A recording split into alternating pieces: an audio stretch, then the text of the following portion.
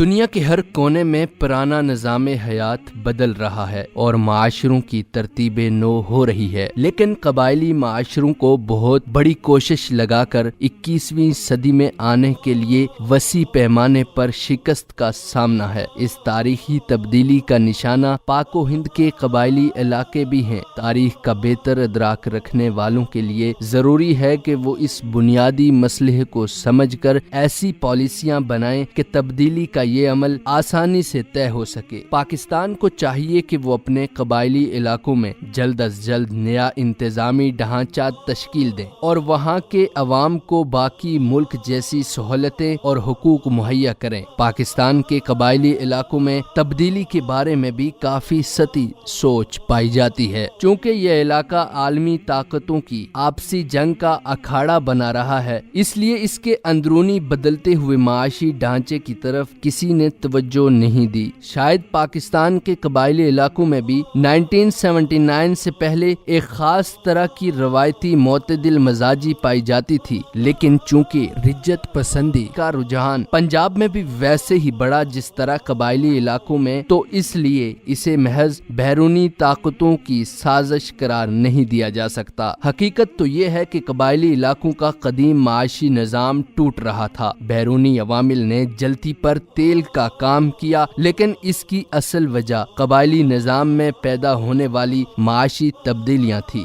70 اور 80 کی دہائی میں صرف پنجاب سے ہی بیرون ملک اور شہروں کی طرف نقل مکانی کا رجحان نہیں بڑھا، بلکہ خیبر پختونخوا اور فاٹا سے بھی لوگ روزی کے لیے دور دراز علاقوں کی طرف راغب ہوئے۔ کراچی کے علاوہ پنجاب کی طرف نقل مکانی کرنے والے پختونوں کے اعداد و شمار ناپید ہیں، لیکن سرسری مشاہدہ بتاتا ہے کہ یہ تعداد لاکھوں میں ہے۔ گویا کہ پہلی مرتبہ قبائلی علاقوں کے لوگ بڑی تعداد میں بڑے شہروں اور قصبوں کی طرف منتقل ہوئے۔ باہر جانے والے لوگوں کی وجہ سے اس علاقے میں جدید اشیاء اور نئے خیالات کا ورود ہوا۔ اس طرح سے چند دہائیوں میں قبائلی علاقوں کا روایتی معاشی نظام تقریباً ختم ہو گیا، لیکن سیاسی اور انتظامی ڈھانچے میں تبدیلی نہ ہونے کی وجہ سے بہت بڑا خلا پیدا ہوا ہے۔ یہ علاقہ نئی صورتحال میں ریاست کے جدید اداروں کا طلبگار تھا،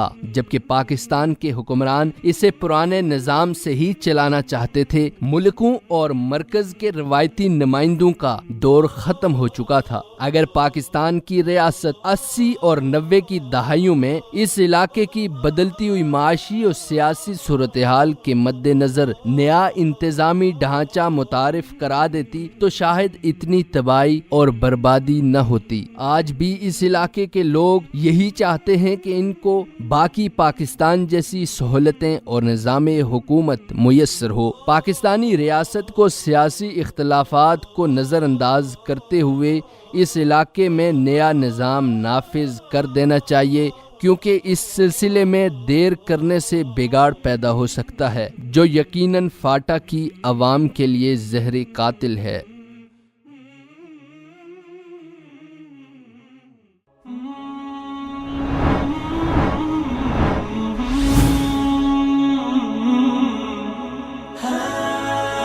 دنیائے اردو کا درخشاں ستارہ وصال اردو۔